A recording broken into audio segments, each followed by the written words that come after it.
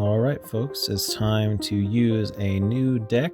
And so I'm resurrecting one that I played months and months ago, and then it went away, and now it's back and has some mega inclusions. So let me talk about kind of the purpose and goal and the method of the deck, and then we'll talk about the different inclusions. So this is a Tera Box deck, meaning that it is focused on Tera Pokemon, and the toolbox method, meaning you have another tool in your toolbox, just means that you have a lot of different strategies and counters and pivots. And so the goal of a toolbox deck is to kind of have the right tool for the job at hand, and it centers on having a Tera Pokemon in play so that you can use your Noctowl with the Jewel Seeker ability once during your turn when you play this Pokemon from your hand to evolve one of your Pokemon. If you have any Tera Pokemon in play, you may search your deck for up to 2 trainer cards, reveal them, and put them into your hand. Then shuffle your deck. So having this guy in play, as long as you've got a Tera, means that you can go and search for any 2 trainer cards, whether it's supporters, it's item, tools, stadium, any of that stuff.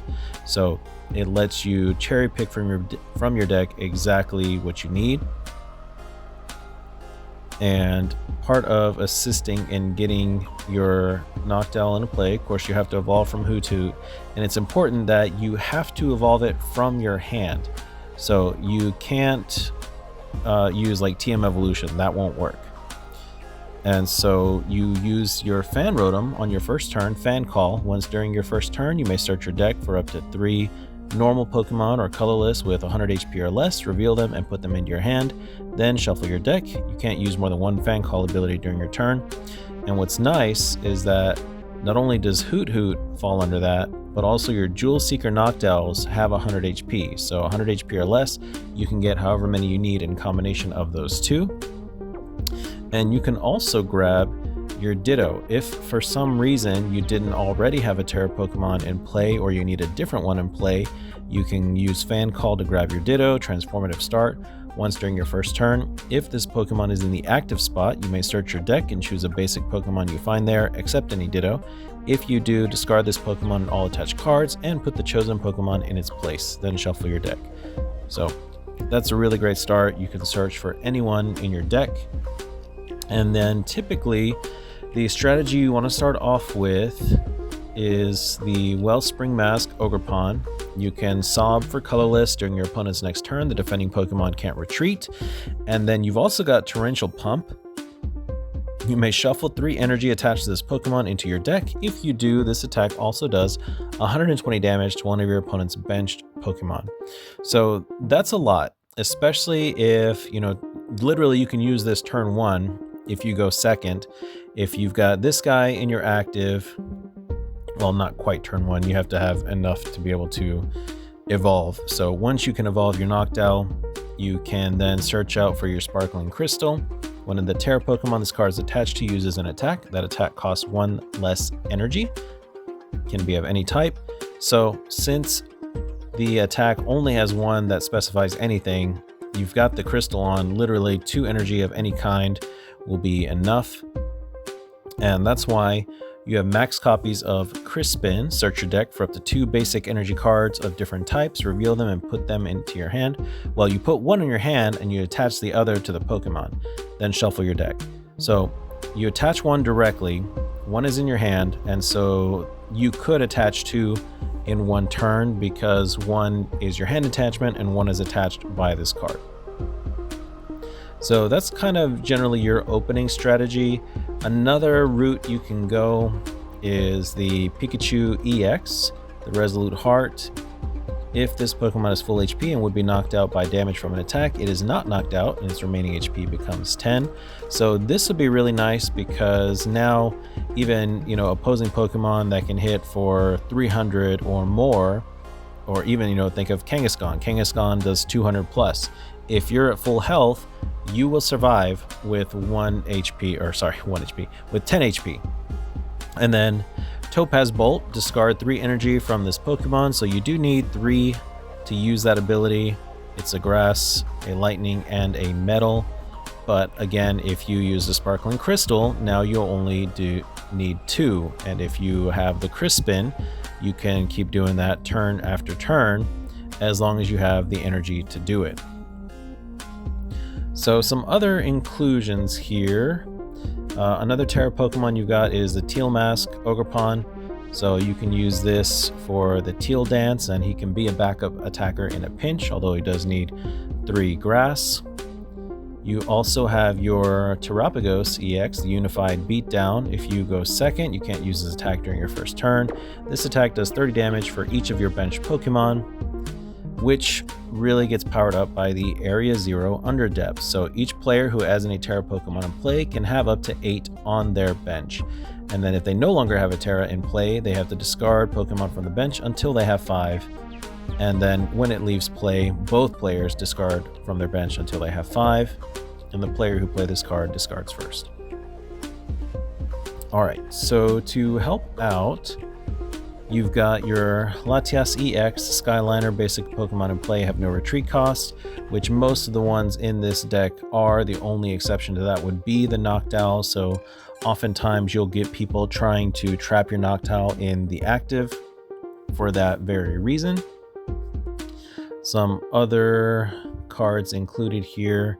Lily's Clefairy is just kind of everywhere. It's here because Fairy Zone, like if you end up fighting some dragons, then now it's hitting for double. But also the Full Moon Rondo. Even if you're not fighting dragons, this attack does 20 more damage for each benched Pokemon, both yours and your opponent. So it's an even stronger, potentially, than Unified Beatdown because it takes both benches into account.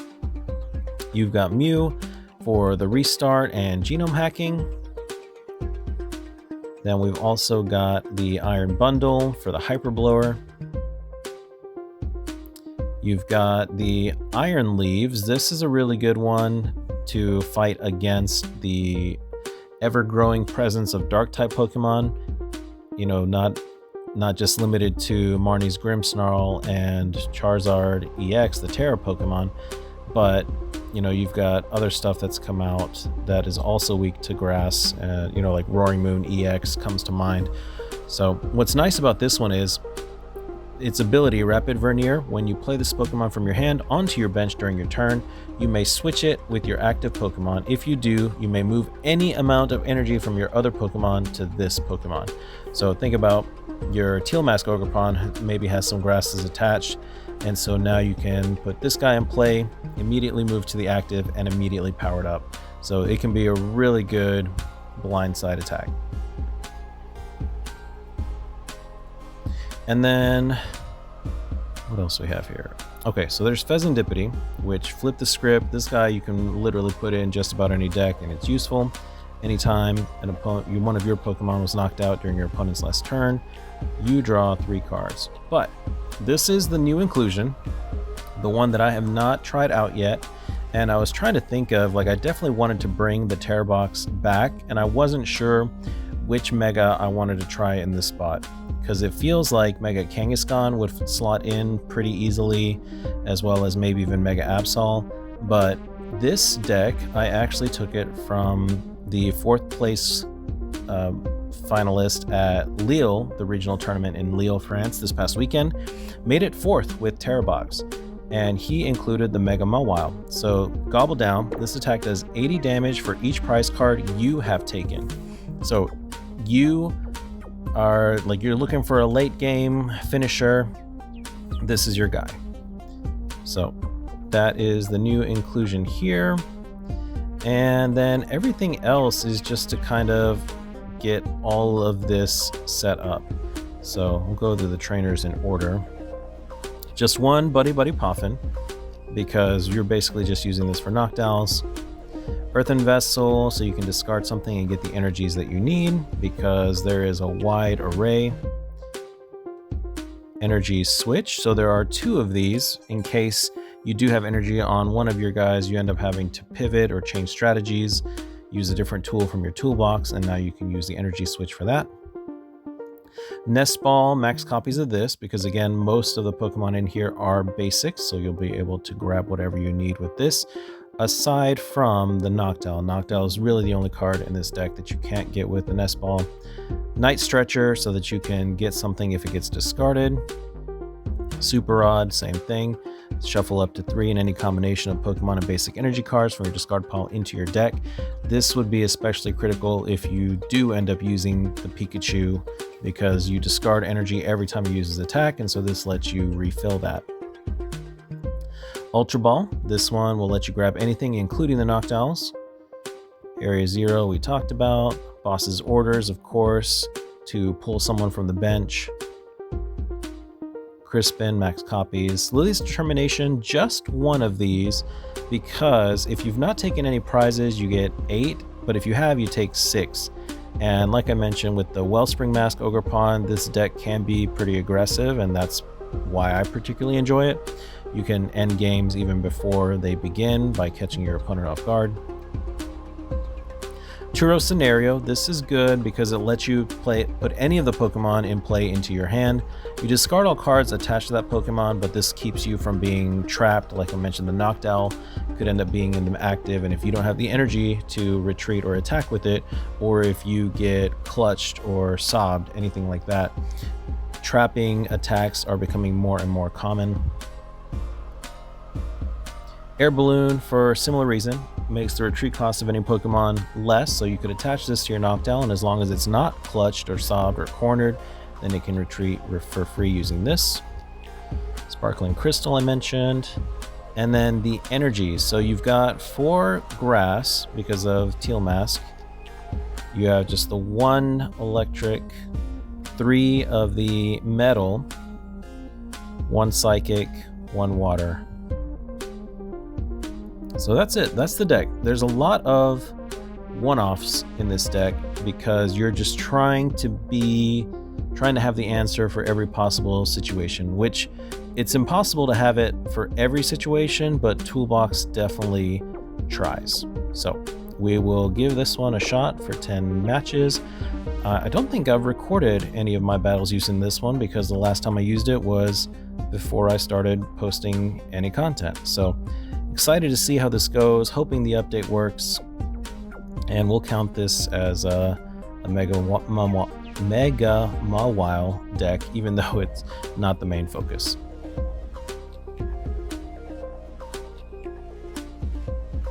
Okay, let's see what we get. Alright, Galvantula 225 in the Poke League.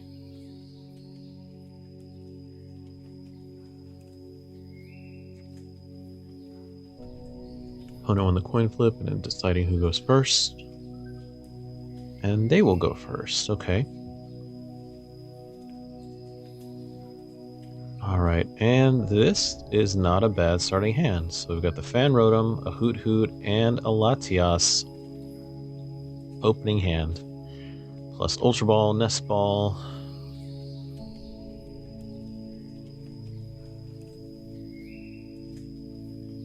Okay, and we've got a Dragapult deck with the Dusknoir support.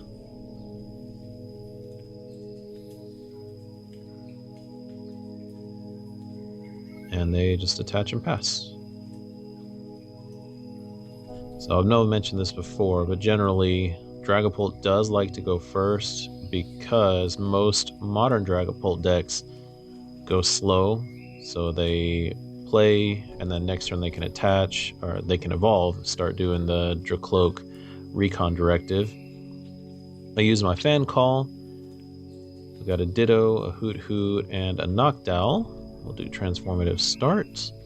Although really I probably could have just gotten a Hoot Hoot and 2 Noctowls. It might have been better since I do have the Nest Ball, but this lets me keep the Nest Ball for something else. And we're just going to sob.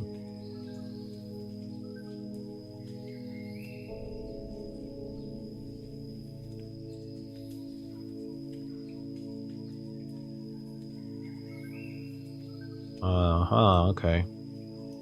And they get the immediate Iono, which is kind of the bane of this deck, but I did draw into an Ultra Ball, so we're still okay. So even if I had grabbed 2 Noctowls, they would have been in the deck. And actually now they're at the bottom of the deck. That's the thing with Iono. If I don't shuffle this up somehow, it would take a while to draw into them. But let's Ultra Ball. We'll get rid of those. I am keeping my Lily's Clefairy because it does make dragons weak to Psychic, so it could one-shot Dragapult if and when that were to come to pass. But Jewel Seeker. And the trusty duo of Sparkling Crystal and Crispin. So Crispy Crystal, if you will. I do need at least one more energy there. Didn't need to Crispin since I already had one, but this lets me set up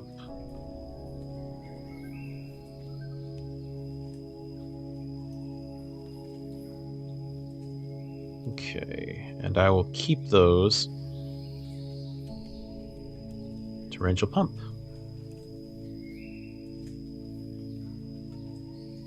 So Torrential Pump is great. Of course, 100 to the active, 120 to something on the bench.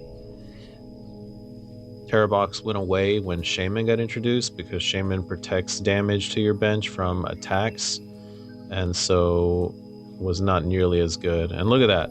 I get a Crispin from the prize. All they have is a Duskull.